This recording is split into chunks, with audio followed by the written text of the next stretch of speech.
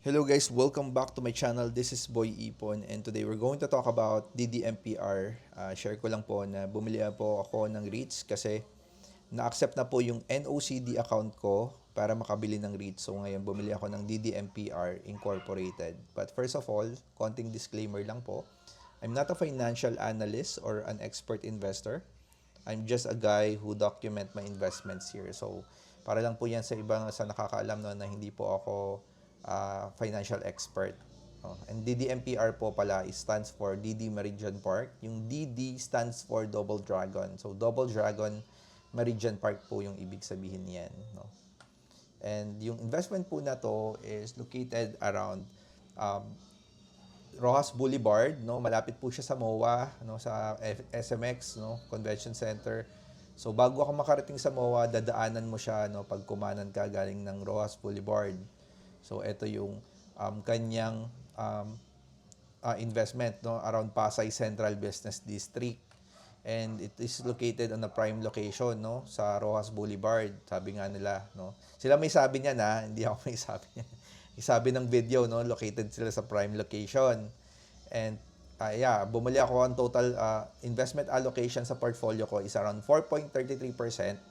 So bumili lang po ako ng 3,000 shares, total of 3,286.96 pesos po yung market value niya as of this moment.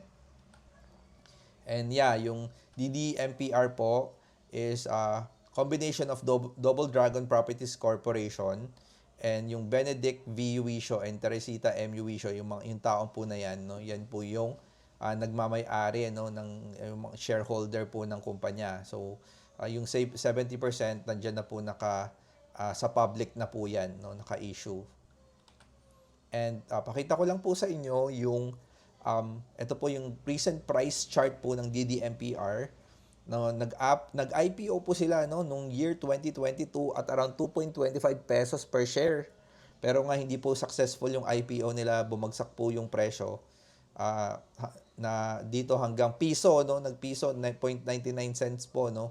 Piso yung presyo nila at ngayong 2025 from downtrend, nakita niyo naman medyo papunta na siya sa sideways, no, na ano na niya na yung downtrend niya, no. Medyo nabasag niya na ng konti kung titignan mo yung recent price action.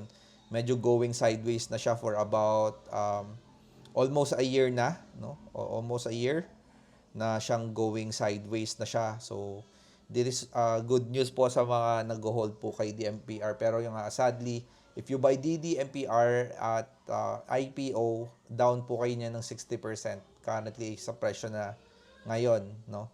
And siguro hindi enough yung nakuha yung dividend para pumarehas yung nabili nyo, no, para makabawi kayo. Pero yun nga, so far looking promising yung price action niya, no, going sideways and showing some volume po ng pagbili. Yung mga recent po ngayon medyo may pag-volume yung pag-akyat niya, pero I think this will going to be sideways for some time, no. And pakita ko rin po sa inyo yung earnings and revenue history, no. Medyo affected po si DDMPR sa nangyari po sa gobyerno na ban po yung mga POGO kasi dati may mga nagre-rent sa kanila na mga POGO companies. So nung nawala yung POGO company, syempre nabawasan yung mga contract list nila, kaya ngayon medyo bumabagsak yung kanilang earnings, no. Pero I think there will be good news on the first quarter kasi parang merong mga nadagdag na mga nag-list doon sa kumpanya, pero yun nga, dito medyo delay to, no, hindi ito nagre-reflect pa dito. So yun, no, I'm betting on this stock because of the recovery kasi syempre nagawa naman na ni DDMPR na maging 99% yung occupancy niya, so they know how to do it, ano. Ang gagawin nilang nila is uulitin nila. But yeah, it's more of a speculative play for me. So I really not recommending this stock for other people to buy. Ako, nagbe-bet lang ako for the recovery and the recent price action, no, na it's going sideways kasi medyo hindi natin alam, no, bakit siya nagsa-sideways, bakit siya nagkakaroon ng strong signal ngayon, no. Hindi natin nakikita yung other end ng business, eh. We're just looking at the price chart, eh. Pero syempre hindi natin nakikita yung nangyayari doon.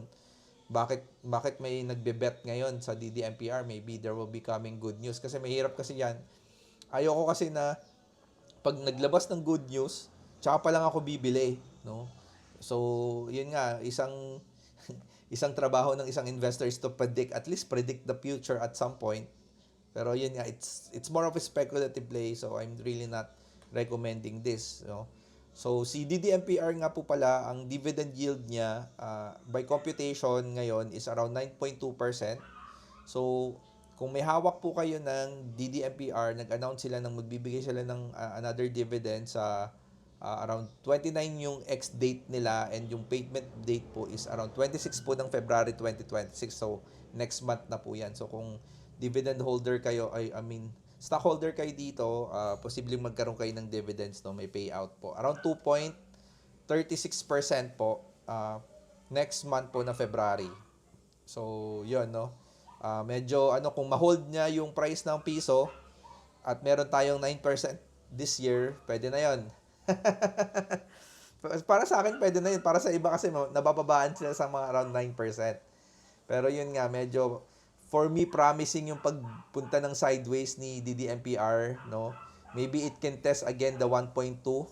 Hindi natin alam, no? Hindi natin masasabi. Pwedeng i-testing niya ulit yung around 1.2 pesos. Testingin niya tong resistance na to ulit, di ba? No? Titignan natin kung anong mangyayari sa price action, no? And also yung DDMPR po din is home of the Ascot Tower, no? Around Ascot Tower, no? Yung 2024 po kasi tinayo yung Ascot Hotel dito sa DDMPR. So it's part of their portfolio na po. At hindi natin alam kung magkano ang ibibigay na earnings niyan. This 2026 earnings annual report po, kasi yung 2025 annual report ire-report po yan ngayong ngayong first quarter. So titingnan natin yung earnings, no? Babasahin natin lahat yan, iba-vlog natin lahat yan dito. Titingnan natin kung saan papunta yung DDMPR. Pero yun nga, no? Para sa akin kasi it's para gustuhin kong i-research yung kumpanya, gusto ko meron din po akong percentage dun sa company para committed din po ako, kaya ako bumibili. Kahit kaunti lang naman po. Hindi naman po kalakihan yung binili natin eh. Around 3,000 lang eh. So, it's more of a commitment play for us to study the company. No? Medyo nakasakay tayo, no? Para nararamdaman natin yung takbo ng kabayo kasi pag nasa likod tayo. So, medyo committed tayo, and we're also committed on researching more about the company or kung nag-i-improve ba yung performance nila. So, yun din yung isa kong And also, the price to earning ratio versus peers, no? Yung ibang REITs din, yung versus RL REIT, M-REIT, PhilInvest REIT, A-REIT, siya po yung pinaka mura ngayon, no, sa price to earning ratio, gawa nga ng pagbagsak nga ng presyo niya, no? Pero yeah, let's see in the future, no? Hindi naman po kasi Nostradamus or or sino, at ito ay hindi ko po nire-recommend bilhin niyo, guys. Not just because I bought it, I'm recommended to buy it. But yeah, lang siya for entertainment purposes, no? Hindi to stock recommendation, no? Dino-document lang po natin. So if mali ako, bumagsak yung presyo ng stock, ibablog din po natin 'yon. Kung umakyat siya, ibablog din po natin 'yon. So wala po tayong bias whether it goes up or it goes down. Ibablog natin kung mali tayo o tama sa ginawa nating investment. So yun lang po sa akin, no? Sana yung mga nang babash diyan, I hope maintindihan nyo na I'm just documenting this, no? I'm not trying to vlog a stock for you to buy it, no? Hindi po yun yung intention ko. So yun lang po yung sharing natin today. I hope nakatulong po itong video na to sa inyo, at least na-entertain kayo.